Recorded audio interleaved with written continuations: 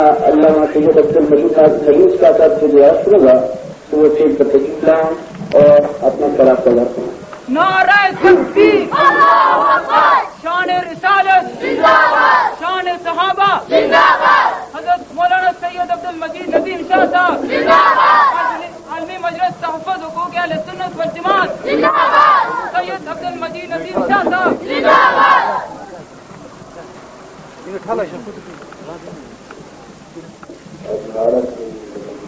چار ماڑی فری کرا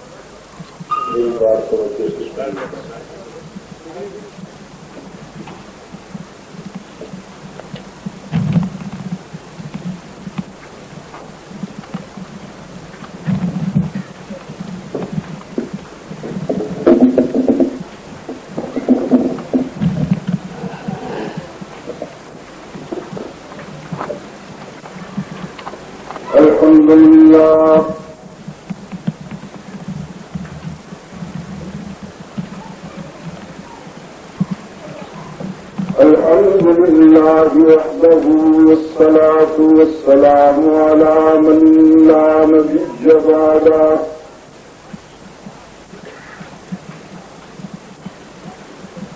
وعلى آله وأصحابه الذين أوفوا عهده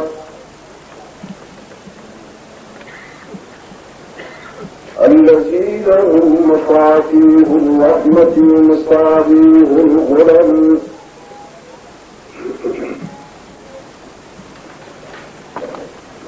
أعوذ بالله من الشيطان الرجيم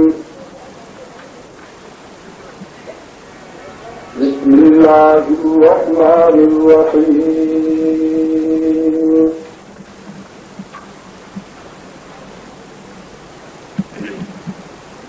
لقد من الله على المؤمنين إذ بعث فيهم رسولا منهم يتلو عليهم آياته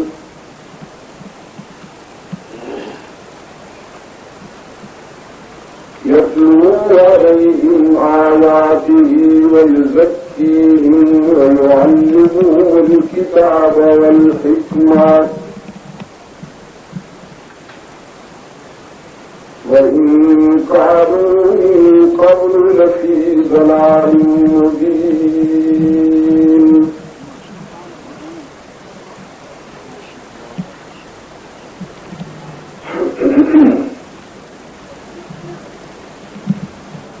هو الذي أرسل رسوله بالهدى ودين الحق ليظهره على الدين كله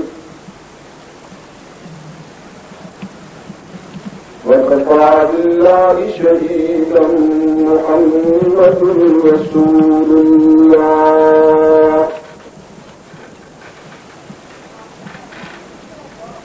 والذين معه أشداء على الكفار رحماء بينهم تراهم ركعا سجدا يبتغون فضلا من الله ورضوانا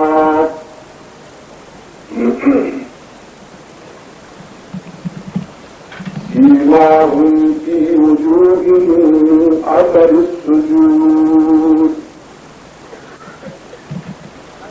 ذلك مثلهم في التوراة ومثلهم في الإنجيل صدق الله مولانا العظيم.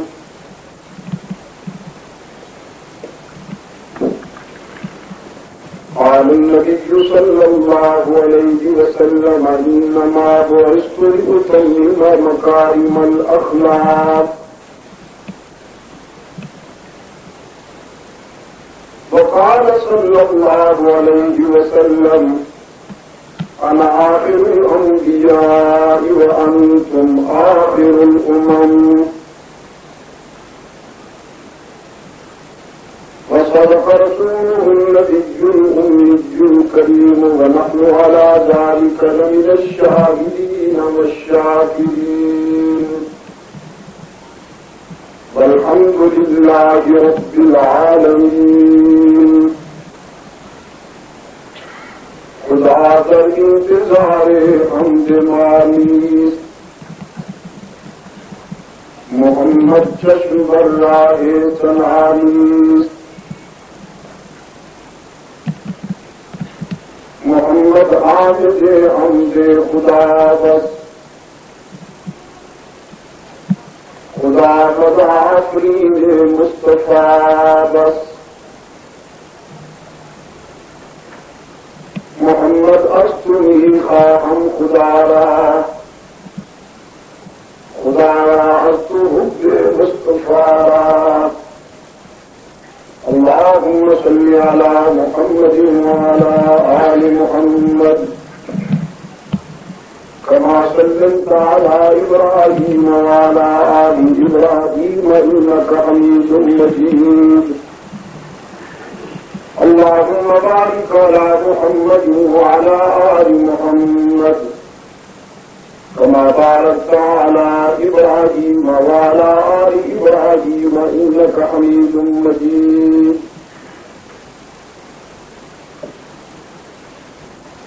أرباب علم و دانش،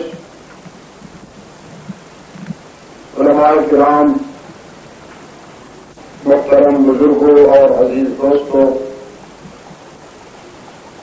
عزیز مکرم قاری محمد الیاس قاسمی صاحب نے سپاس نامہ کے عنوان سے جن جذبات کا اظہار فرمایا،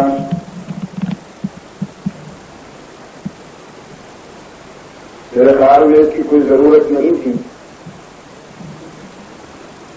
تاہم یہ ایک رسمی بات ہوئی. ان کے اس حسن خیال پر، عزت افزائی پر میں بھی دل کی گہرائیوں سے شکر گزار.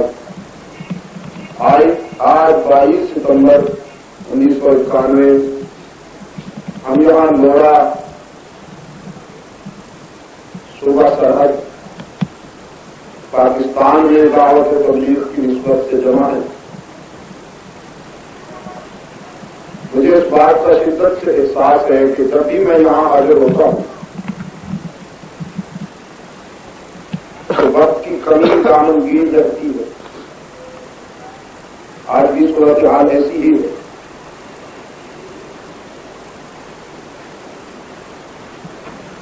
رات کراچی سے روانہ ہوئے، صبح 5 بجے ایئرپورٹ پہ آ گئے.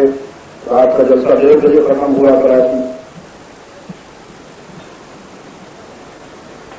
9 بجے ہم یہاں راولپنڈی پہنچے ہیں. آپ کی خدمت میں حاضر کھڑا ہوں اور فارغ ہوتے ہی مجھے پھر 4 بجے کے جہاز سے واپس کراچی چلے جانا.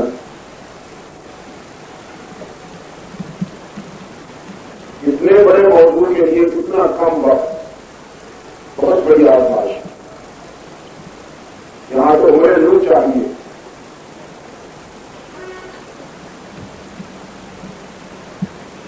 تھکا ہوا بھی ہوں. ابھی افریقہ کے سفر اور فرانس میں جو میری مصروفیات رہیں ان کی تھکان باقی ہے. آرام نہیں مل سکا. یہاں پاکستان پہنچتے ہی یار لوگوں نے مجھے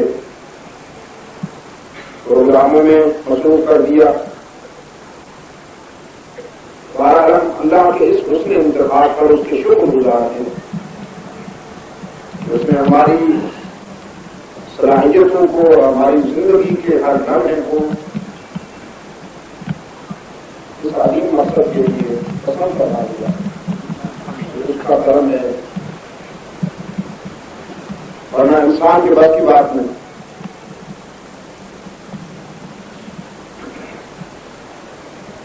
یوں تو اللہ کے احسانات گنے نہیں جا سکتے. قرآن نے کہا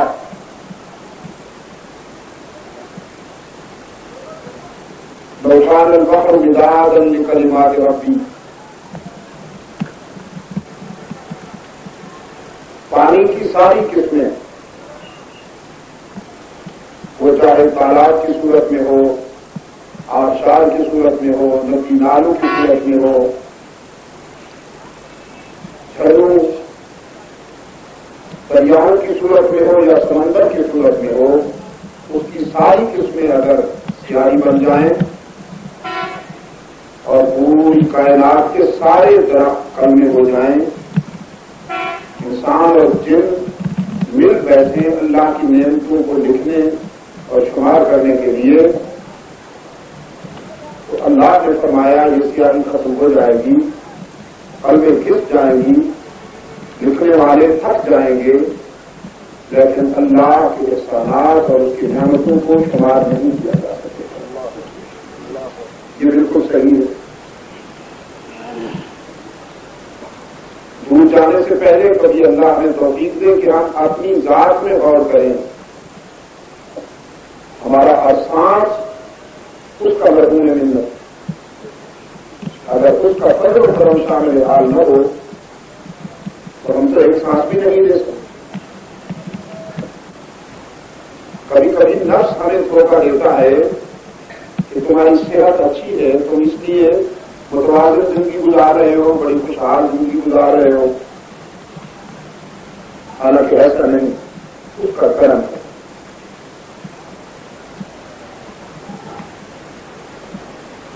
انت سے تم افلا تبصرون، ابھی تم نے غور کیا اپنی ذات میں؟ اس کو جاننے اور پہچاننے کے لیے تمہاری اپنی ذات میں اتنی دلیلیں ہیں، اتنی بینات اور براہین ہیں کہ کہیں دور دیکھنے کی ضرورت بھی نہیں۔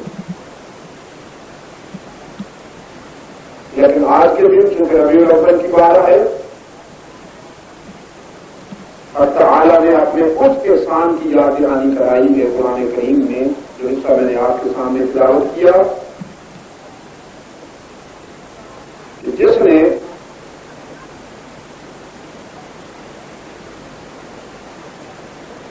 حیوانیت کو انسانیت سے بدلا۔ اللہ کا وہ احسان عظیم جس کا شکر ادا کرنا بھی ہمارے بس میں نہیں۔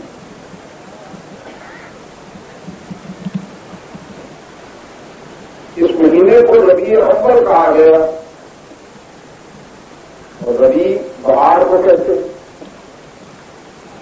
حالانکہ بہاریں تو ہر سال آتی ہیں، لیکن وہ بہاریں ہیں جو آتی ہیں اور جاتی ہیں۔ جس بہار کا اس ماہ مبارک کی نسبت سے حوالہ دیا جا رہا ہے، وہ بہار ہے کہ جس پہ کوئی خزاں نہیں۔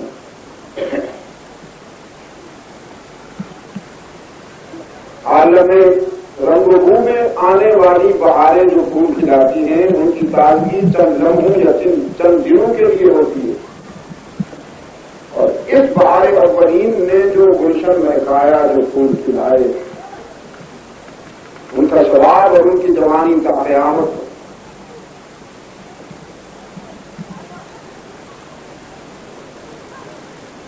وہ پھول ایسے ہیں کہ کسی سے صفر کی مہک آتی ہے، کسی سے عدل کی مہک آتی ہے، کسی سے حیا اور صفا کی خوشبو آتی ہے، کسی سے ذوق و رعایت کی مہک محسوس ہوتی ہے، کسی سے تفکر شجاعت کی خوشبو آتی ہے، کسی سے فکر و تدبر کی خوشبو آتی ہے۔ دنیا کی بہاروں نے گلاب مہکائے، چمیلی کھلائی، انہیں نسرین کو شباب بخشا، اور اس بہار نے ابو بکر کو صدیق بنایا، ابن خطاب کو فاروق اعظم بنایا۔ اپنے دور خلافت میں فاروق اعظم ایک جگہ اشکبار نظر آئے، روتے ہوئے نظر آئے، تو پوچھا گیا امیر المومنین، خیریت تو ہے؟ آپ کا رونا سمجھ میں نہیں آیا۔ فرمایا تمہاری سمجھ میں نہیں آئے گا اس لیے کہ یہ پس منظر میں جانتا ہوں، اصل میں یہ وہ جگہ ہے جہاں میں درخت پر میں بکریاں چراتا تھا، اور بکریاں مجھ سے سنبھالی نہیں جاتی تھیں، ادھر ادھر بھاگ جاتی تھی، تو میرا باپ کتاب مجھے مارتا تھا یہ کہتے ہوئے کہ بکریاں نہیں سنبھال سکتے ہو تو زندگی کیسے گزارو. آج وہیں کھڑا ہوں، لیکن کسی کیمیا گر نے مجھے یہ بنا دیا کہ کل تو مجھ سے بکریاں نہیں سنبھالی جاتی تھیں اور آج حکم دوں تو ہمارے غلامی کرتی. آج خط لکھتا ہوں تو دریا اطاعت کرتے ہیں. آج زلزلے میں کانپتی ہوئی زمین پہ ٹھوکر لگاؤں تو زلزلے تھم جاتے ہیں. بھڑکتے ہوئے شعلوں پہ پانی کا ایک چلو پھینکوں تو ٹھنڈے ہو جاتے ہیں. میں تو وہی ہوں جو بکریاں نہیں سنبھال سکتا، لیکن یہ مستقبی تعلیمات کا اعزاز ہے اور رحمت عالم کی تربیت کا اعزاز ہے کہ آج اس نے مجھے اس مقام پہ رکھا. درفشانی میں تیری قطروں کو تیار کر، کنکر اٹھائے ہیرا بنا دیا، پتھروں کو موتی بنا دیا، دل کو روشن کر دیا، آنکھوں کو بینا کر دیا. قدرت کے جو راہ پر عالم کے عادی بن گئے. کیا نظر تھی جس نے مردوں کو مسیحا کر دیا.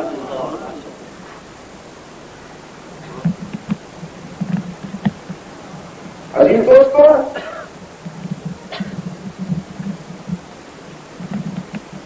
تین شعبے بیان کیے ہیں قرآن کریم میں رحمت عالم کے. یتلو علیہم آیاتہ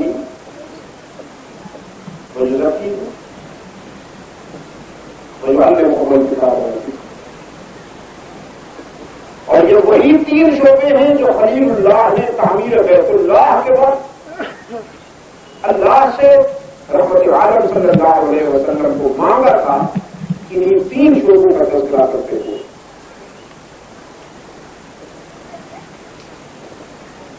ربنا وبعث فیہم رسولا منہم یتلو علیہم آیاتک ویعلمہم الکتاب والحکمۃ ویزکیہم. کہ رب العالمین میں نے رشد و ہدایت کا یہ عالمی مرکز تو بنا دیا جس میں معلم کر کے جو آنے والا ہے کرم کر کے میری اولاد میں سے ہو.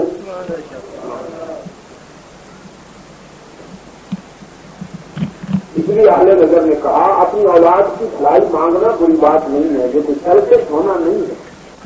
حق پہنچتا ہے کہ آپ اپنے داتا سے، اپنے گھرانے کی، اپنے خاندان کی، اپنی اولاد کی خیر مانگیں. جبکہ خزانے میں کمی نہیں، پوری ملت کے لیے بھی مانگے، پوری انسانیت کے لیے بھی مانگے اور اپنے گھر کے لیے بھی خیر مانگے. کہ معلم جو آئے گا اس مرکز رشد و ہدایت میں وہ میری اولاد میں سے ہو. تین کام کرے گا: تلاوت آیات، تعلیم کتاب و حکمت اور تزکیہ. تزکیہ کی کیا معنی؟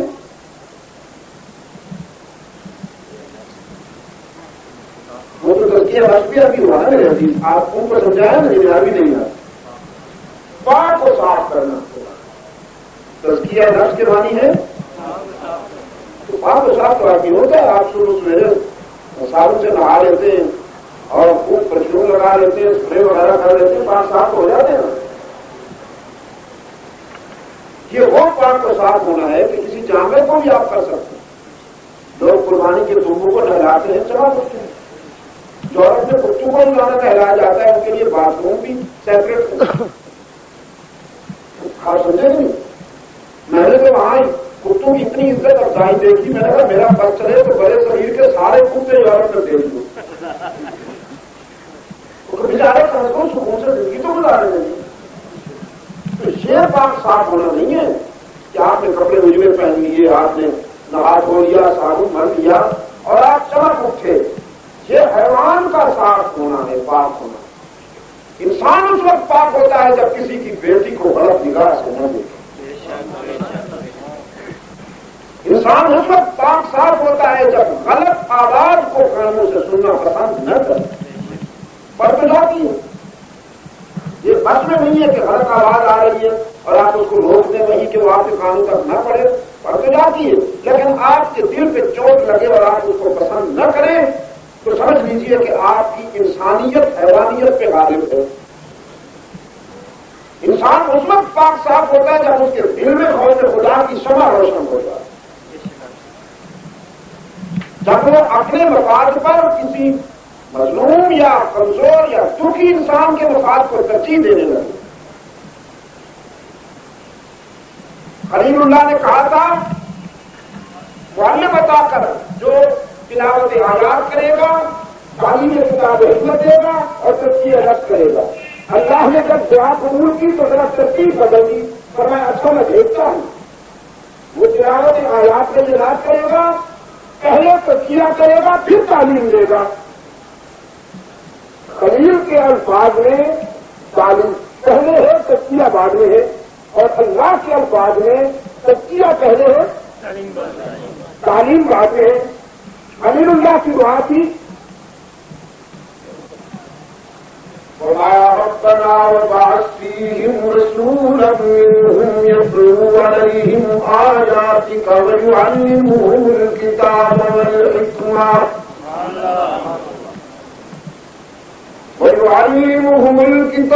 والحكمة ويزكيهم إنك أنت العزيز الحكيم.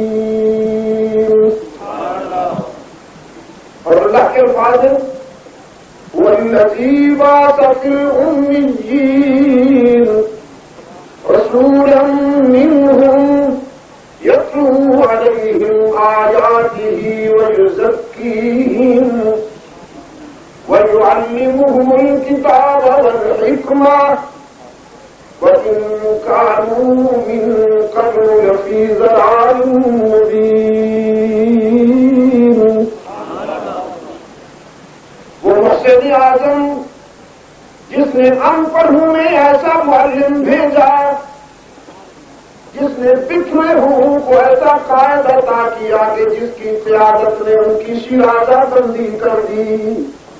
بکھرے ہوں کو جوڑ دیا ان کی ثقافت کو سعادت سے بدل دیا ان کی جہالت کو معرفت سے بدل دیا ان کی ضلالت کو ہدایت سے بدل دیا ان کے ظلم کو عدل سے بدل دیا ان کی حیوانیت کو انسانیت سے بدل دیا ان کی عداوت کو محبت سے بدل دیا ان کے اختلاف کو اتفاق سے بدل دیا. جس نے تلاوت آیات کی انہیں پاک بنایا پھر تعلیم دی. پاک پہلے تعلیم بعد میں. وہ جو خلیل نے کہا تھا نا انک انت عزیز الحکیم میں مان تو رہا ہوں لیکن حکمت تیرے پاس ہے. عزت والا یہ حکمت تھی کہ تو نے تو مانگا نا میرے خلیل اب میری حکمت یہ ہے کہ پاک پہلے کروں تعلیم بعد میں دوں. تو نے کہا ہے تعلیم پہلے تزکیہ بعد میں. میری حکمت یہ ہے کہ تزکیہ پہلے تعلیم بعد میں. برتن صاف نہ کیا جائے اچھا دودھ بھی ڈالا جائے تو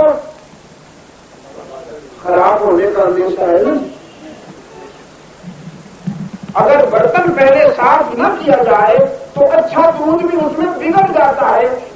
اب تعالیٰ نے فرمایا میری حکمت یہ ہے کہ میرے نبی کا مشن یہ ہوگا کہ وہ پہلے انہیں ان کے دل و نگاہ کی دنیا کو پاک کرے ان کے دل و نگاہ کی دنیا کو پاک کرے فیضان نظر سے پھر تعلیم دے تو ابو بکر صدیق پیدا ہو پھر فاروق پیدا ہو پھر عثمان ذو النورین پیدا ہو پھر علی المرتضیٰ پیدا ہوں پھر سلمان و بلال پیدا ہوں پھر سعد ابن ابی وقاص اور عامر ابن عاص پیدا ہوں. یہ جو تزکیہ نفس ہے نا دوستو یہ بہت ضروری ہے. آج تعلیم تو ہے تزکیہ نہیں ہے. یہی وجہ ہے کہ علم جا کے بگڑ جاتا ہے غرور آتا ہے تکبر پیدا ہوتا ہے نفسانیت پیدا ہوتی ہے کوئی اخلاص نہیں رہا. آج کا عالم کم ہے ظالم زیادہ.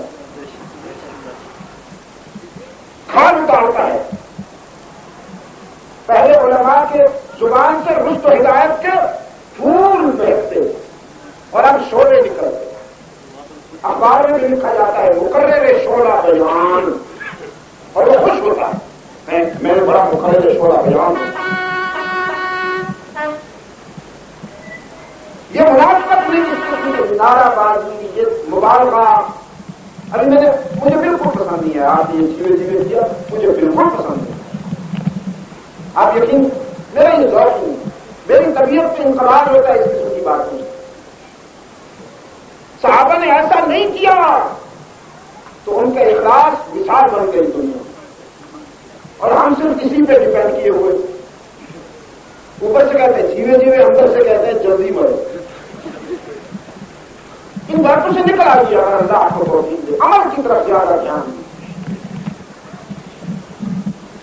اخلاص کی کمی کیوں ہے؟ علم تو حاصل کرتے ہیں لیکن چونکہ برتن صاف نہیں ہوتا تو دودھ خراب ہو جاتا ہے، علم بگڑ جاتا ہے. غرور ہے، تکبر ہے، خود غرضی ہے. یہ آج جھگڑے کیوں؟ میرا خیال میں رقابت تاجروں میں بھی ہوتی ہے، کسانوں میں بھی ہوتی ہے، لیڈروں میں بھی ہوتی ہے جیلس، لیکن جو علماء میں ہیں شاید اور کسی میں نظر نہیں آتا. اس لیے کہ تزکیہ نفس نہیں. اور یاد رکھیے عشق میں کبھی لڑائی نہیں ہوتی، ہوس میں لڑائی ہوتی. اگر آپ نے کبھی شمع پر پروانوں کا ہجوم دیکھا ہو تو غور سے دیکھا کیجیے. مختلف سائز ہے ان کا، ڈفرنٹ کوالٹیز ہیں، ڈفرنٹ سائز ہے ان کا، ڈفرنٹ کلر ہے ان کا، کچھ چھوٹے بڑے، لیکن وہ شمع پر آتے ہیں اور چلتے چلے جاتے ہیں. ڈھیر لگ جاتا ہے شمع پر پروانوں کا، چلنے والوں کا، لیکن آج تک دنیا کی کسی آنکھ میں پروانوں میں لڑائی نہیں دیکھی. جب بھی آپ دیکھیں گے کسی مردار پر کتوں کو لڑتا ہوا دیکھیں گے، اس لیے کہ یہاں عشق ہے وہاں ہوس لڑا. تزکیہ نفس کیا سرکار دو عالم صلی اللہ علیہ وسلم کے صحابہ کا، اور پھر جو علم ان میں آیا تو وہ پھر مسلک علم کے تاجدار ثابت ہوئے، اور پھر ان سے علوم و فنون کے ایسے چشمے پھوٹے کہ شرق اور غرب میں بکھرے ہوئے صحراؤں میں نکھتے بانٹتا ہے آج بھی سہارا تیرا. آج علم کی جہاں کہیں روشنی نظر آتی ہے وہ حلقہ رسالت ہی کا پیغام ہے. جہاں کہیں علم کی روشنی نظر آتی ہے وہ حلقہ رسالت کا پیغام ہے. اب تعالیٰ نے فرمایا ادروائز وَإِنْ مِنْ قَبْلُ لَفِي ضَلَالٍ مُبِينٍ. انسانیت ہلاکت کے تہانے پہ پہنچ گئی. تو یہ ہلاکت کون سی تھی جس کے تہانے پہ انسانیت پہنچ گئی؟ کیا انسان کو کھانے کے لیے غذا میسر نہیں تھی؟ کیا پہننے کے لیے لباس میسر نہیں تھا؟ کیا رہنے سہنے کے لیے مکان میسر نہیں تھا؟ تاریخ نے بتایا یہ سب کچھ میسر تھا. اس دور کا انسان آج سے بہتر غذا کھاتا، آج ملاوٹ کی ماری ہوئی غذا کھاتا. آٹے کی جو روٹی ہے وہ روٹی کم اور پلاسٹک کا ٹکڑا زیادہ معلوم ہوتی ہے. اور تھوڑی دیر اسے چھوڑ دیا جائے اور اس کی حدت اور اس کی گرمی ختم ہو جائے تو پھر آپ اس کو کھانے کے بجائے وہ آپ کو کھائے گی. اس دور میں انسان خالص غذا کھاتا.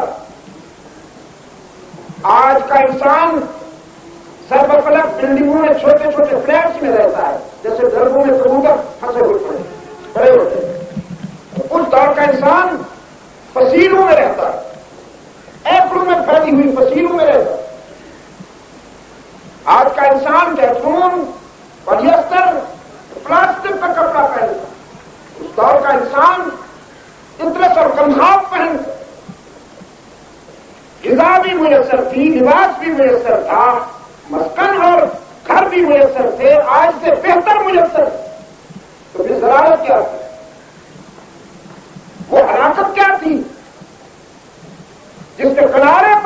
انسانیت پہنچی ہوئی تھی قرآن کی اطلاع کے مطابق. تو فرمایا سب سے وہ بڑی ہلاکت یہ تھی کہ انسان کی زمین آوارگی کا شکار ہو گئی. یہ در در پہ جھوٹتا تھا. جہاں کوئی خوبصورت پتھر نظر آ گیا اس کا کچرا کر لیجیے. جہاں کوئی گھنا اور بڑا درخت نظر آ گیا اس کی حالت کو گیا. جہاں کوئی ٹھنڈی ونڈی نظر آ گئی وہاں نیچے لگا بیٹھا. اگر کوئی انسان آفیسر اسٹائل والا مل گیا عام اسٹائل سے ہٹ کر خاص قسم کا اسٹائل, چونٹ بڑی ہوئی, ذرا اونچا لمبا, ذرا گھوڑا سیٹا اور چادر اوڑھی ہوئی, سر اوڑھی ہوئی, اس کے پہنچ ہوئی. میرے ساتھ ایک دوست کشمیر کے سادہ لوگ اسلام میرے ساتھ مسافر تھے. انگلینڈ جاتے ہوئے 10-12 بچے ہم نے بلا دیے تھے. جہاز میں تو بہت سی باتیں ہوتی ہیں مسافروں کے درمیان. وہ مجھ سے کہنے لگے جی آپ کون ہیں؟ میں نے بتایا اللہ کا ایک فقیر سا بندہ ہوں, ناچیز سا بندہ ہوں. کہ لیکن نہیں آپ کچھ حضرت صاحب قسم کے لوگ لگتے ہیں, لیکن میرے حضرت صاحب کو آپ نے دیکھا ہے. آپ حضرت صاحب کون ہے؟ اللہ ان کو سلامت رکھے. کہنے لگے ہاں میرے حضرت صاحب جو ہے نا وہ بڑے حضرت صاحب ہیں, بڑے خوبصورت حضرت صاحب. اچھا تو سنتوں پر عمل کرتے ہیں, مجاہد قسم کے بزرگ ہیں. میں نے کہا کیا کہا آپ نے؟ میں نے کہا سنتوں پر عمل کرتے ہیں. یہ تو مجھے پتہ نہیں ہے. بڑے شاندار قسم کے حضرت صاحب, پورے چٹے سفید بالکل دیکھا جائے نا تو بڑے بڑے چٹے حضرت صاحب. میں کہا نماز بھی پڑھتے ہیں؟ کہیں نماز نہیں پڑھتے. ویسے حضرت صاحب بہت شاندار. نماز تو پڑھنی چاہیے, لیکن نماز تو پرائمری درجے کے لوگ جو ہوتے ہیں جو شروع میں آتے ہیں وہ پڑھتے ہیں. تو جب یہ سینئر ہو جاتے ہیں آگے چلے جاتے ہیں تو پھر اس کی ضرورت نہیں رہتی. وہ بہت جو سینئر ہیں آگے چلے گئے ہیں اس لیے وہ ان تقررات کے پابند نہیں ہوتے. لیکن اگر آپ دیکھیں تو ان کے چہرے سے نور چمکتا ہے, روشن چہرہ. میں نے اس کو سمجھایا کہ اسلام میں روحانیت کا معیار یہ نہیں ہے کہ چمڑی سفید ہونی چاہیے. چمڑی تو ابو لہب کی اتنی سفید تھی کہ عبد العزا اس کا نام تھا, ماں اس کو ابو لہب کہتی تھی. شولے والا پیو, ابو لہب کے معنی ہے شولے والا پیو, شولوں کا باغ. تو میں نے کہا یہ معیار نہیں ہے. تو پھر ذرا اکھڑ گیا ہے. جب ہیتھرو جا کے اترے ہم لندن میں, وہاں سارے انگریز ہیں, سارے گورے. تو پھر میں نے اس کو بلایا, منظور حسین اس کا نام تھا. میں نے کہا منظور ادھر آ. میرے قریب آج میں نے کہا اتنے سارے حضرت صاحب کی برادری معلوم ہے, سب کے چہرے نور چمک رہا ہے. اب ان میں سے جس جو پسند آئے اس کا دامن پکڑ لے اور جنت میں پہنچ جائے. اچھا بعض حضرات کو کس کو سیما ہوں فی وجوہہم کا مصداق بنا رکھا ہے. وہ کہتے ہیں سیما ہوں فی وجوہہم جو قرآن نے بتایا ہے کہ ان کے چہروں پہ نشان ہے وہ نہیں ہے. حالانکہ سیما ہوں کا جو مفہوم ہے وہ یہ نہیں ہے. اچھا لیڈر حضرات جو ہیں انہوں نے یہاں پہ نشان بنا رکھا ہے سجدے کو. نمازیں ہم بھی پڑھتے ہیں ٹوٹی ٹوٹی, آپ بھی پڑھتے ہوں گے, لیکن ماتھے سے نشان نظر نہیں آ رہا آپ کے بھی اور میرے بھی. لیڈر حضرات ایک پتہ نہیں گرم توے پہ رگڑ رگڑ کے سجدہ کرتے ہیں, معلوم نہیں کیا کرتے ہیں, نشان بنا کے چھوڑتے ہیں. اور تصور یہ ہے کہ صاحب یہ صحیح ہے سیما ہم کی وجوہ من اثر السجود, یہ بات نہیں ہے. نہ تو سیما ہم فی وجوہہم کے مفہوم میں یہ بات ہے کہ چمڑی سفید ہونی چاہیے, اور نہ سیما ہم فی وجوہہم میں یہ بات ہے کہ ماتھے پہ نشان ہونا چاہیے. سیما ہم فی وجوہہم کا مفہوم یہ ہے کہ رات بھر اللہ کے حضور سجدے میں جھکے رہتے ہیں نا, تو پھر دن بھر ان کے چہرے اس قدر روشن ہوتے ہیں, ان کے چہروں پہ اتنی پذیرائی محبوبیت اور کشش ہوتی ہے کہ اس تابانی کے مقابلے میں سورج کو بھی رش کھاتا ہے. یہ سیما ان کی وجود. بلال حبشی کا چہرہ سے ہے تو نہیں, خاندانی سیاہ فام تھے, حبشے کے باشندہ تھے, خاندانی سیاہ فام, لیکن سیما ان کی وجود ہے. ان کا وہ مصداق, حقیقی مصداق. تو میں یاد کر رہا تھا آپ کی خدمت میں عزیز دوستوں, جمیل آبادیوں کا شکار تھی, در در پہ سجدے ہو رہے تھے. کوئی ابھرتے ہوئے سورج کو سجدہ کرتا تھا, کوئی ڈوبتے ہوئے چاند کو سجدہ کرتا تھا, کوئی متلاطم سمندر اور دریا کو سجدہ کرتا تھا, کوئی کھڑے درخت کو سجدہ کرتا تھا. پھر محمد عربی نے پکارا ہٹکے ہوں کو, فرمایا لا تسجدوا للشمس ولا للقمر, لا تسجدوا للشمس ولا للقمر واسجدوا لله الذي خلقهن إن كنتم إياه تعبدون. سورج اور چاند سجدے کے لائق نہیں. پوچھنے والوں نے کہا کتنے روشن ہیں, دائی نے کہا یہ کتنے روشن ہیں, تو انہیں بنانے والا کتنا روشن ہوگا. یہ ڈوب جاتے ہیں, مسجود ڈوبتا نہیں, جو ڈوب جائے وہ سجدے کے لائق نہیں ہوتا.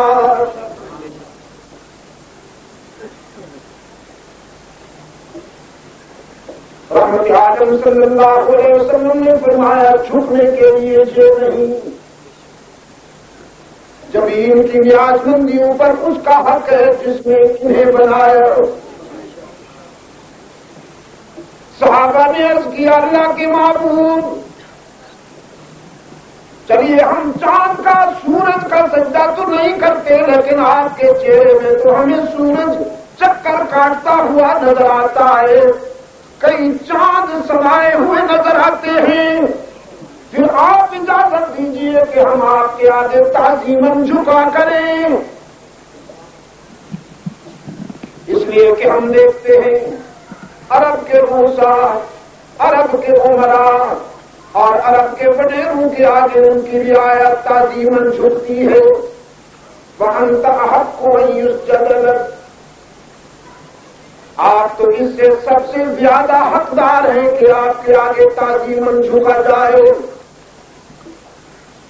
احترام آدمیت کے علم بردار, انسان کی عزت نفس کے پاسبان محمد عربی صلی اللہ علیہ وسلم. آج تو ذرا سی اگر کسی کو مخدومیت مل جائے تو ہاتھ نکال کے رکھتا ہے تاکہ ہر مرید آئے اور ان کا ہو چلا جائے. یوں لگتا ہے جیسے مرید مٹی سے بنائے گئے ہیں اور حضرت صاحب سونے کے بنے ہوئے, یا حضرت صاحب جو ہے یہ اللہ کی خاص مخلوق ہے اور یہ ابلیس کی اولاد ہے ساری مرید جو ہے.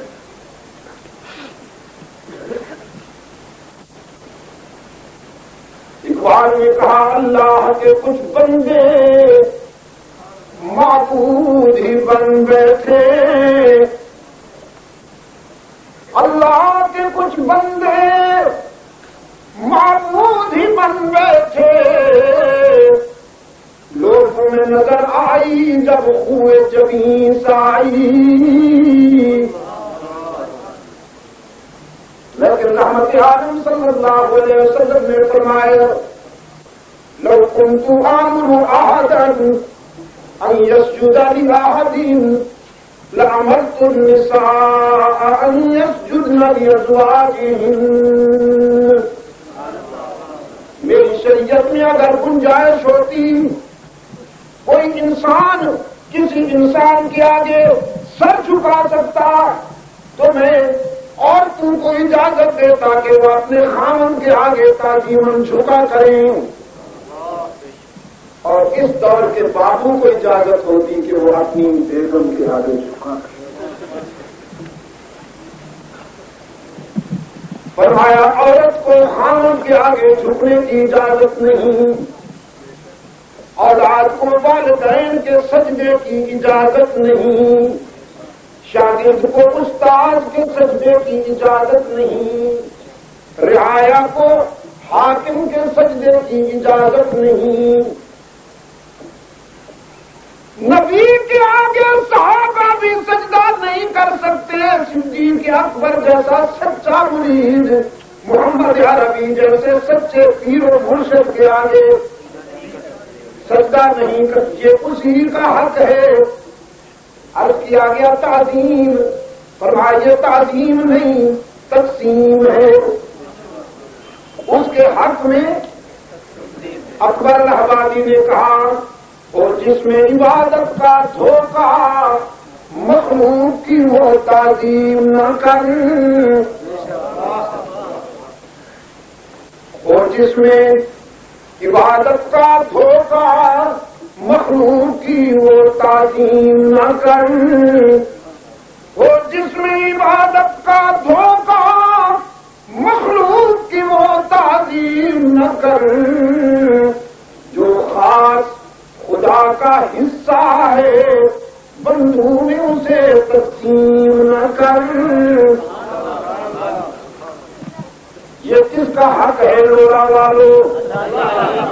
صبح سرحد میں رہتے ہو نا، تو ذرا اونچی آواز سے کہو نا تاکہ پنجاب والے بھی سن لیں۔ زمین کی عاجزی پہ کس کا حق ہے؟ انسانی زمین کی عاجزیوں کے لیے سچا مسجود کون ہے؟ یہ ہے انسانیت کی معراج۔ وہ ضلالت تھی در در پہ جھکنا، ضلالت تھی صرف اللہ کے آگے جھکنا انسانیت ہوا۔ اور میں کہا کرتا ہوں لوڑا والوں، سر کٹانے کے لیے کئی دروازے ہیں، کئی مقامات ہیں، لیکن سر جھکانے کے لیے ایک ہی در۔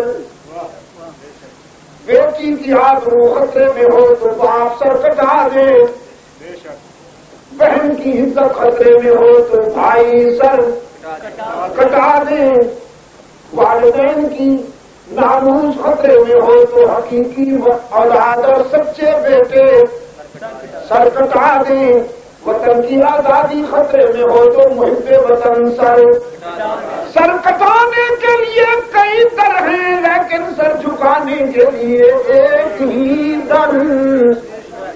رحمت عالم صلی اللہ علیہ وسلم نے فرمایا،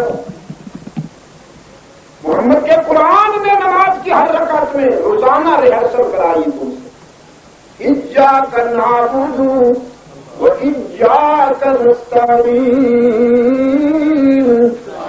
ہم تیری ہی عبادت کرتے ہیں اور جزاکم اللہ، ہم تیری ہی عبادت کرتے ہیں اور کرتے رہیں گے، وإياك نستعين، ہم تجھ سے ہی مدد چاہتے ہیں اور چاہتے رہیں گے، مسجد کے اندر بھی باہر بھی۔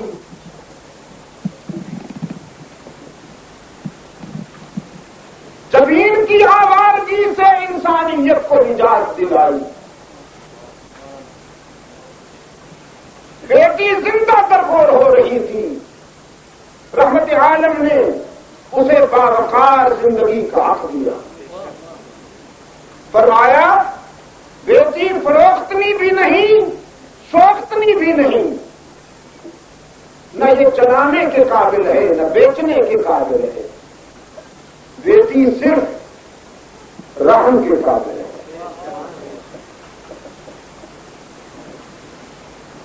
ایک دکھی انسان نے رحمت عالم صلی اللہ علیہ وسلم کے سامنے دور جہالت کا واقعہ سنایا، آپ بیتی سنائی کہ میں سفر پہ تھا، گھر میں بیٹی ہوئی، جب واپس آیا تو مجھے پتا چلا بیٹی بڑی ہو گئی تھی، 6-7 سال کی، میں اسے جنگل میں لے گیا تڑپتی رہی، پھڑکتی رہی، زندگی کی بھیک مانگتی رہی، لیکن میں نے اسے ہمیشہ کے لیے خاموش کر دیا۔ اب جب بجھات آتی ہے تو نیند کھل جاتی ہے، دل کو چین نہیں ہوتا۔ وہ محسوس کرتا ہوں کہ اس کی روح میرا تعاقب کر رہی ہے، میری زندگی مجھ پہ بوجھ بن گئی ہے۔ رحمت عالم کی خدمت میں اس نے درخواست کی کہ آپ اللہ سے دعا کریں میرا یہ جرم معاف کر دیا جائے۔ رحمت عالم صلی اللہ علیہ وسلم نے فرمایا اللہ تو یہ تیرا جرم معاف کر دے گا کہ یہ دور جہالت کا ہے، اور دور جہالت کے سارے داغ اسلام کا آب حیات دھو ڈالتا ہے، لیکن میرے سامنے سے اٹھ جائے کہ میری آنکھوں سے مجھے اس معصومہ کے خون کی جھلک نظر آئے۔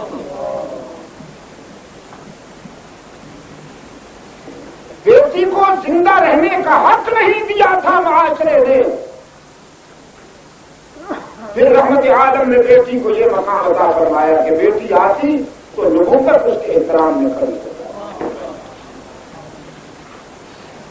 عورت کے درجے مقرر کیے، فرمایا عورت بیٹی ہے، بہن ہے، بیوی ہے، ماں ہے، بس یہ ڈانسر نہیں ہوتی، ایکٹر نہیں ہوتی۔ اور جب یہ ڈانسر یا ایکٹر بنے تو پھر عورت نہیں رہتی، حراست کی بوری بن جاتی ہے، پھر گندگی اور بدبو کا ٹینک رہ جاتی ہے۔ عورت اس وقت تک ہے جب تک بیٹی ہے، بہن ہے، بیوی ہے اور ماں ہے۔ جب اس نے بارڈر کراس کیا تو سچ چینج ہو جائے گی۔ فرمایا جب عورت بیٹی ہوتی ہے تو اس کے سر پہ شفقت کی چادر ہوتی ہے، عصمت کا دوپٹہ ہوتا ہے۔ عورت جب بہن ہوتی ہے تو اس وقت اس کے سر پہ عفت کی چادر ہوتی ہے۔ عورت جب بیوی ہوتی ہے تو اس کے جذبات میں وفا کی بلندیاں ہوتی ہیں۔ عورت جب ماں بنتی ہے اس کے قدموں میں جنت ہوتی ہے۔ دنیا کے کسی نظریے میں عورت کو یہ مقام نہیں دیا جو اسلام نے دیا۔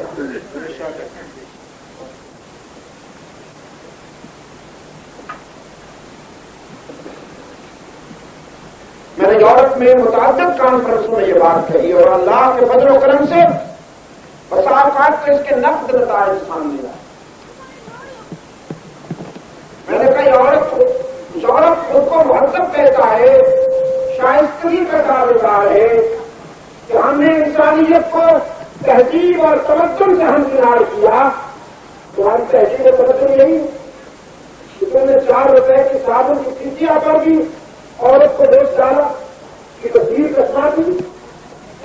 یہاں تو کافی ہو رہی ہے نا، یہ سلسلہ شروع تو وہاں سے ہوا۔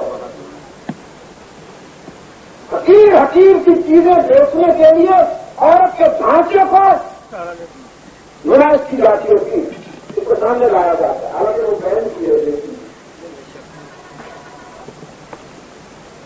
لیکن رحمت عالم صلی اللہ علیہ وسلم نے عورت کو یہ مقام دیا کہ اس کے قدموں میں جنت ملتی۔ اور اسلامک سوسائٹی میں، اسلامی معاشرے میں عورت کا ایک اہم کردار ہے دوستو۔ بعض حضرات کہتے ہیں کہ اسلام عورت کو 4 دیواری میں بند کرتا ہے، بس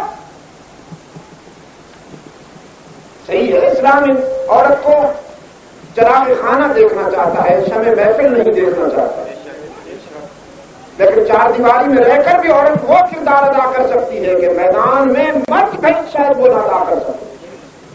سب سے بڑا کردار یہ ہے کہ انسانیت کی نرسری کی یہ پرورش کرتی ہے۔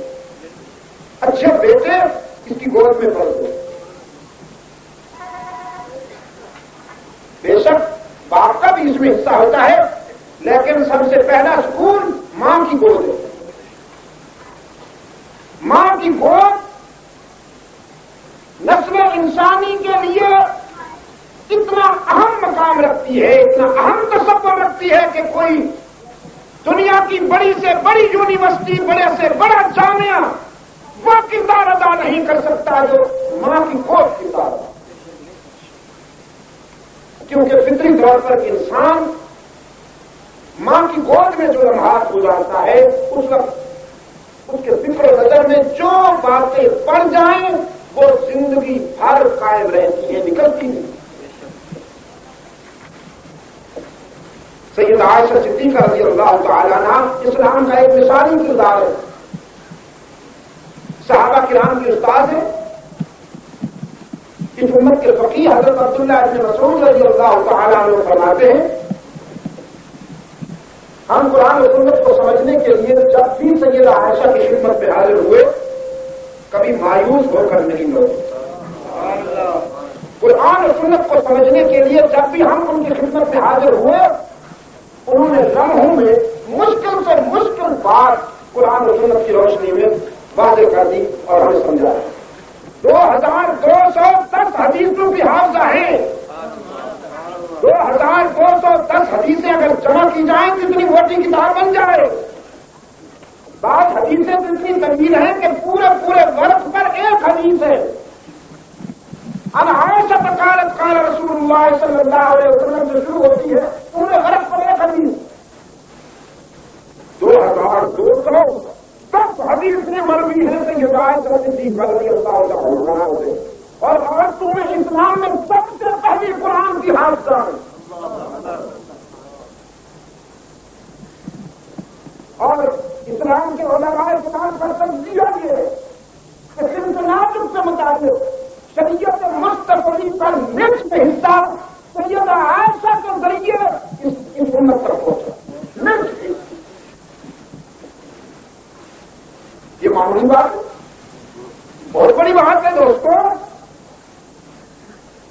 تو ان دلالتوں سے رحمت عالم صلی اللہ علیہ وسلم کے انفراد میں ذاتی لائی ہے انسان میں۔ بے شک یہ پہلی بہار ہے، اس پر صرف مسلمانوں کو نہیں میں سمجھتا ہوں پوری انسانیت کو خوش ہونا چاہیے اور اللہ کا شکر ادا کرنا چاہیے، کیونکہ رحمت عالم صلی اللہ علیہ وسلم سب کے مسلمانوں کے تو آئینی قائد ہیں نا، مسلمانوں کے آئینی قائد ہیں، ادروائز رحمت عالم صلی اللہ علیہ وسلم سب کے، جیسے وہ سب کا رب ہونے کی حیثیت، وہ رب العالمین ہے، قرآن ہدی للعالمین ہے اور محمد رحمت للعالمین ہے۔ نہ وہ رب المسلمین ہے، نہ قرآن ہدی للمسلمین ہے اور نہ محمد عربی رحمت للمسلمین ہے۔ اس کی ربوبیت عام ہے، قرآن کی ہدایت عام ہے اور محمد کی رحمت عام ہے۔ عالمگیر ہے، پوری کائنات کا احاطہ کی ہوئی ہے اللہ کی ربوبیت، قرآن کی ہدایت اور محمد عربی صلی اللہ علیہ وسلم کی رحمت۔ بے شک اللہ کا شکر ادا کرنا چاہیے اس دن، لیکن اس انداز میں اس طرح شکر ادا کیجیے جس انداز میں صحابہ نے کیا۔ صحابہ سے زیادہ رحمت عالم سے محبت کرنے والا کوئی نہیں ہے، لیکن آج جو کچھ ہم کر رہے ہیں صحابہ نے ایسا نہیں کیا۔ پھر یہ بھی آپ کو معلوم ہے نا، ربیع الاول میں جہاں رحمت عالم کی ولادت ہوئی وہاں اسی مہینے میں حضور کی وفات بھی ہوئی، بلکہ ربیع الاول کی جو 12 تاریخ ہے یہ حضور کی وفات کا دن کنفرم ہے۔ ولادت پہ اختلاف ہے کیونکہ اسلام سے 40 سال پہلے ہوئی رسول اللہ صلی اللہ علیہ وسلم کی ولادت۔ جب حضور پیدا ہوئے ہیں تو اس وقت کوئی مسلمان نہیں تھا اس دنیا میں، لیکن جب رحمت عالم کی وفات ہوئی تو 1 لاکھ کئی ہزار صحابہ کرام دنیا پر موجود تھے۔ ربیع الاول کی 12 تاریخ رحمت عالم صلی اللہ علیہ وسلم کی وفات کی تاریخ بھی ہے، نہیں وہی الفاظ استعمال کیجیے نا جو قرآن نے کی۔ وہ مفہوم اپنی جگہ ادب بالکل صحیح، لیکن جو قرآن نے الفاظ استعمال کیے اس میں کیا حال ہے؟ ربیع الاول کی بات، ہمارے جو بزرگ تھے جو پہلے فرقہ واریت کے چکر میں نہیں تھے، مخلص مسلمان، وہ اس تاریخ کو 12 وفات کہتے تھے۔ آپ نے بھی سنا ہوگا، کہتے تھے کہ نہیں کہتے؟ اس وقت یہ مذہب سیاست نہیں بنا، سیاست کے چکر میں نہیں آیا تھا۔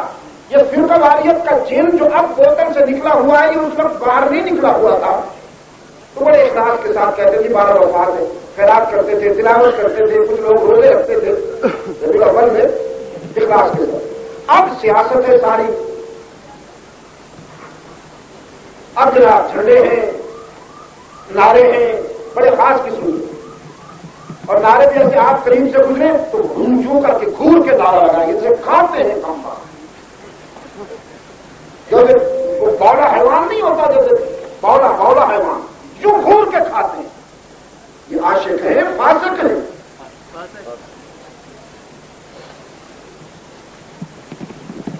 میرے عزیز دوستو،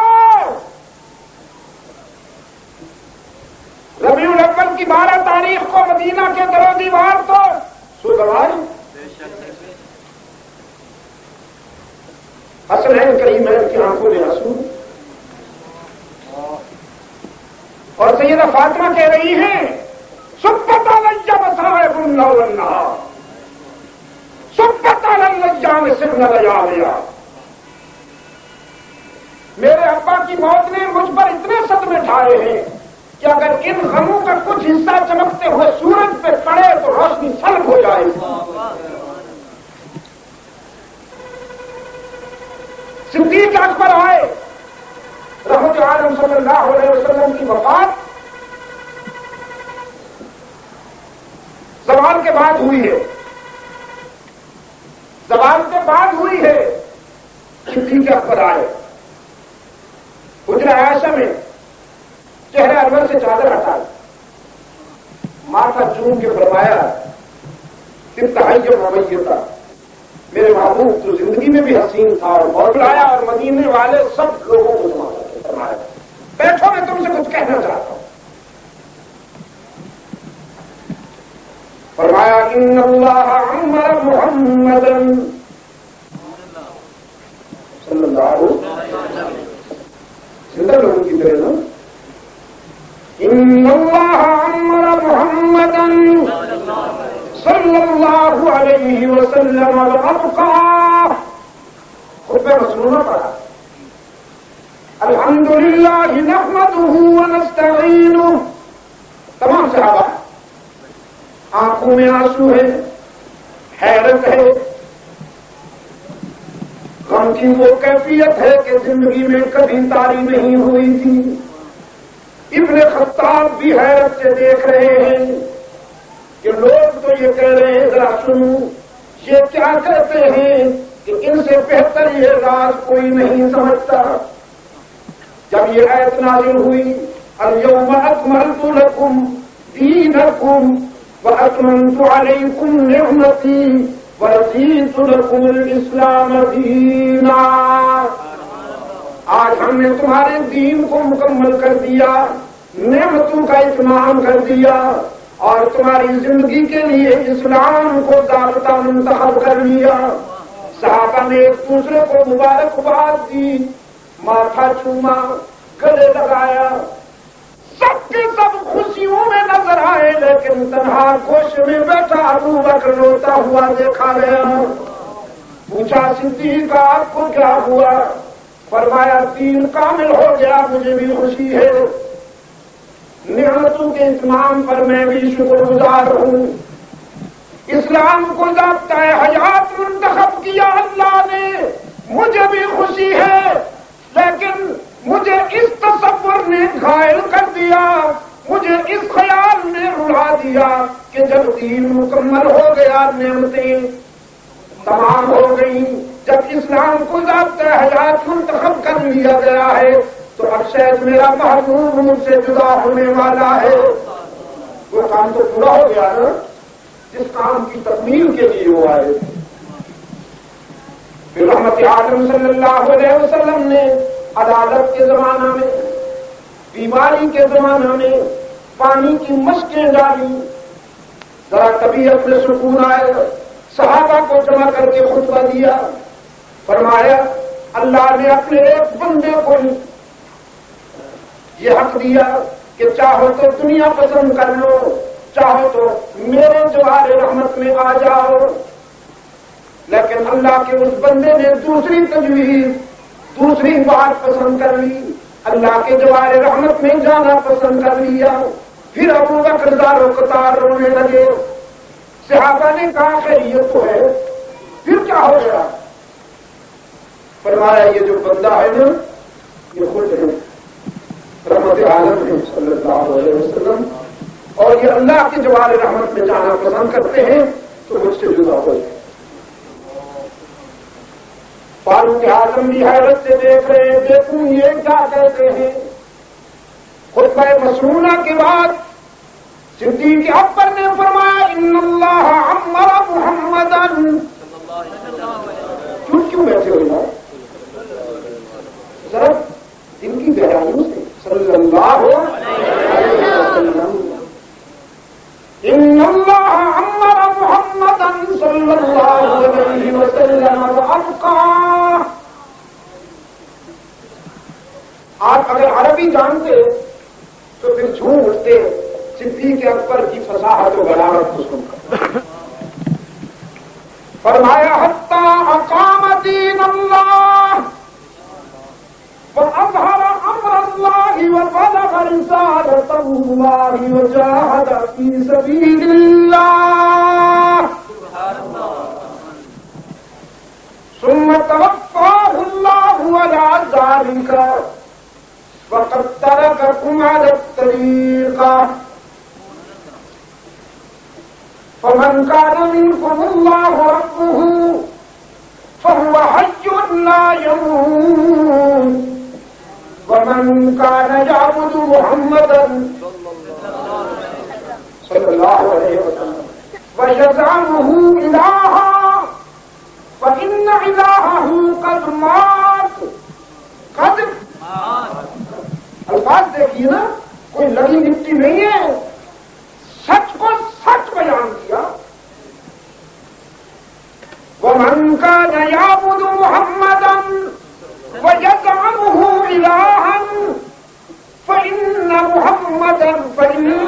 إِلَٰهَهُ قَدْ مَاتَ فَاتَّقُوا اللَّهَ أَيُّهَا النَّاسُ واعتصموا بدينكم وتوكلوا على ربكم فإن دين الله قائم وإن كلمة الله تامة فإن الله ناصر من نصر وإن كتاب الله بين أظهرنا هو نور والشفاء۔ پھر قرآن کریم کی آیات کوٹ کی، قال اللہ عز وجل فی کلامہ کل نفس ذائقۃ الموت کل شیء ہالک الا وجہہ کل من علیہا فان إنك ميت وإنهم ميتون وما محمد إلا رسول قد خلت من قبله الرسل أفإن مات أو قتل أإنقلبتم على أعقابكم فمن ينقلب على عقبيه فمن يضر الله شيئا وسيجزي الله الشاكرين۔ اب تو عمر کی آنکھیں برس پڑی، فرمایا اچھا آپ بھی یہی کہتے ہیں تو پھر تو یہ حادثہ ہو گیا، اب تو مجھے ماننا پڑے گا کہ یہ حادثہ ہو گیا۔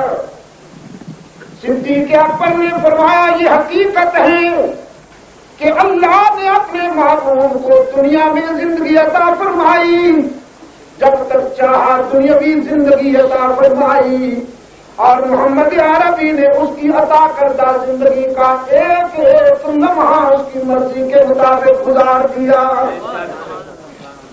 حتی اقام دین اللہ، اللہ کے دین کو قائم کیا، وَأَظْهَرَ أَمْرَ اللَّهِ، اللہ کی بات کو ظاہر کیا، وَبَلَغَ رِسَالَةَ اللَّهِ، اور رسالت کا حق ادا کیا، وَجَاهَدَ فِي سَبِيلِ اللَّهِ، اللہ کے راستے میں جہاد کیا، اور ہم ہم نے کیا کیا؟ ہم نے چلانا کیا، ہم نے نعرے لگائے ایک دوسرے کا دل دکھانے کے لیے، زندگی اپنے نفس کے تقاضوں کے مطابق گزاری، دیواروں کو تو روشن کر دیا، دل کی روشنی کا کوئی اہتمام نہ کیا، بازاروں میں بلب روشن کر دیے، دل کی دنیا میں رسول کی محبت کا ایک بھی چراغ روشن نہ کیا۔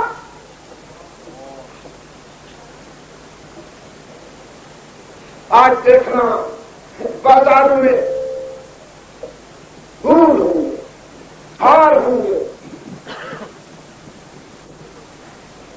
اور ہار بھی ٹرک کے بونٹ پہ بھی، کاروں پہ بھی، بسوں پہ بھی، اونٹ کے گلے میں بھی، گھوڑے کے گلے میں بھی، اور مولوی صاحب کے گلے میں بھی۔ پتہ نہیں چلتا عشق میں جونیئر کون ہے اور سینئر کون ہے۔ یہ کھیل تماشا صحابہ نے نہیں کیا، یہ عشق نہیں سیاست ہے، یہ دنیاوی اغراض ہیں، دنیا کے مقاصد کی تکمیل کے لیے کھیل کھیلا جا رہا ہے۔ اچھا ایک بات اور عرض کروں، رحمت عالم صلی اللہ علیہ وسلم نے اپنی مبارک زندگی میں حج کتنے کی؟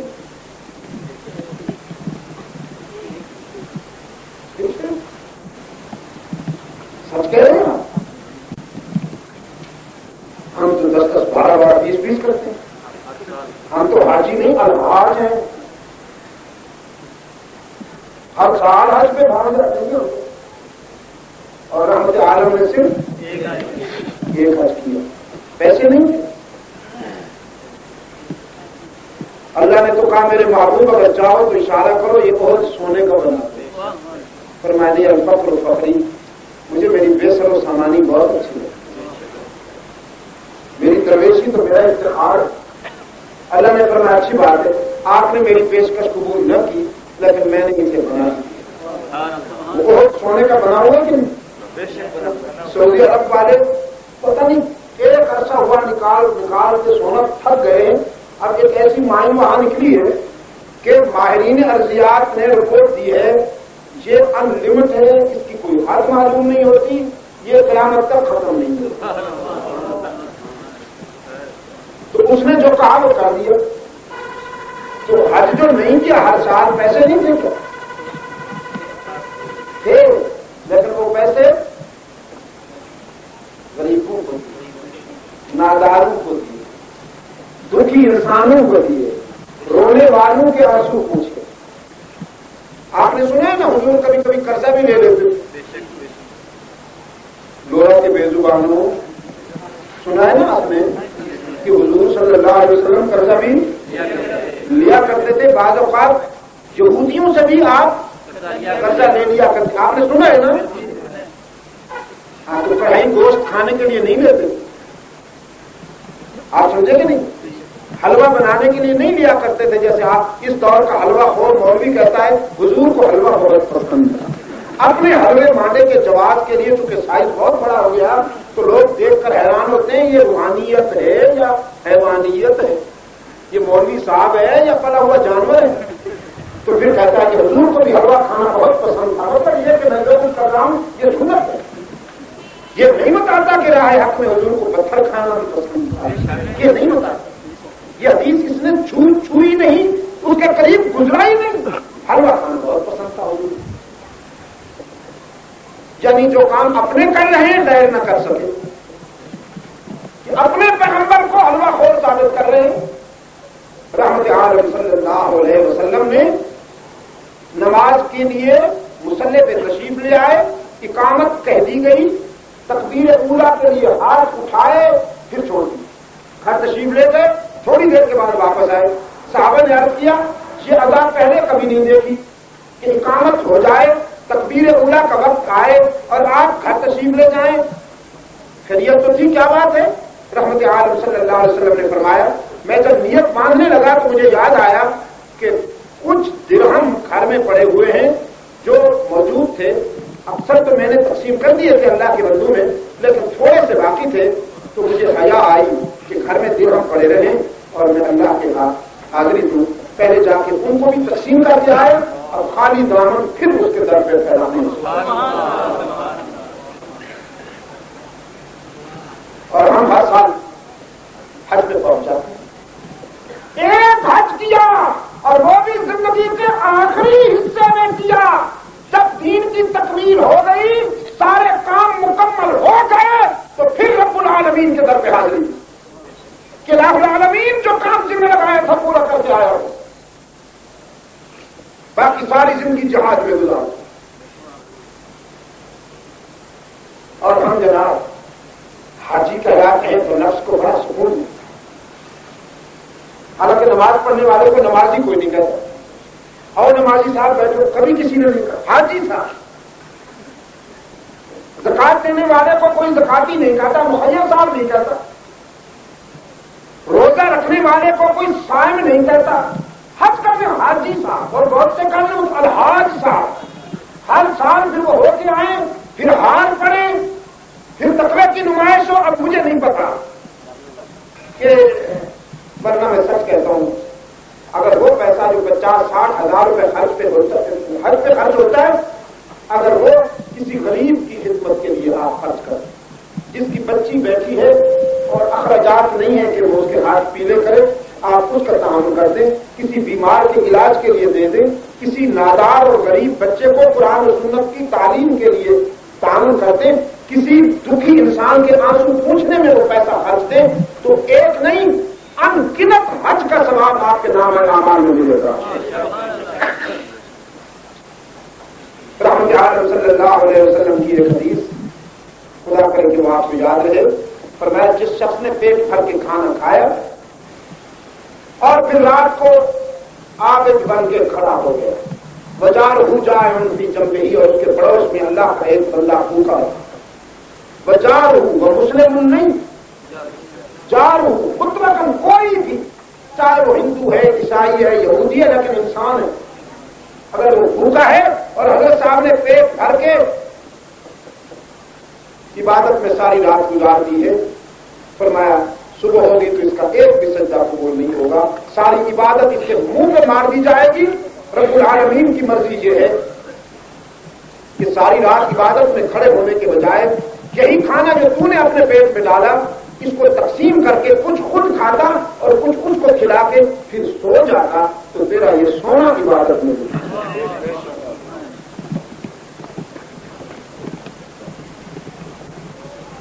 جہاد کے قریب ہم نہیں جاتے، حج ہر سال کرتے ہیں.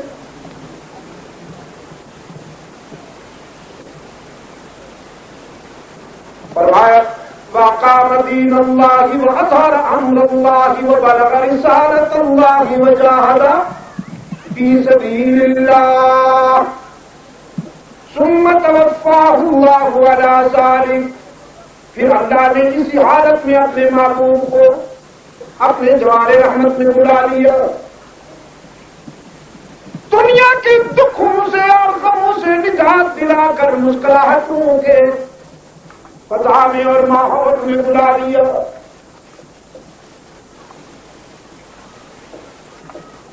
بس تم میں سے جو شخص اللہ کو معبود سمجھتا ہے میں اسے خوشخبری سناتا ہوں کہ اس کا معبود زندہ تھا، زندہ ہے اور زندہ رہے گا. لیکن جس نے رحمت عالم صلی اللہ علیہ وسلم کو معبود سمجھ لیا تھا، میں اسے بتا دینا چاہتا ہوں کہ آج اس کا معبود فوت ہو گیا. صدیق اکبر نے فرمایا محمد عربی ہمارے معبود نہیں محبوب ہیں. معبود وہی ہے جس پہ کبھی موت نہیں آئے گی. بس اے لوگوں اللہ سے ڈرو، یہ بے ہوش ہونے کا وقت نہیں، ہوش میں آنے کا وقت ہے.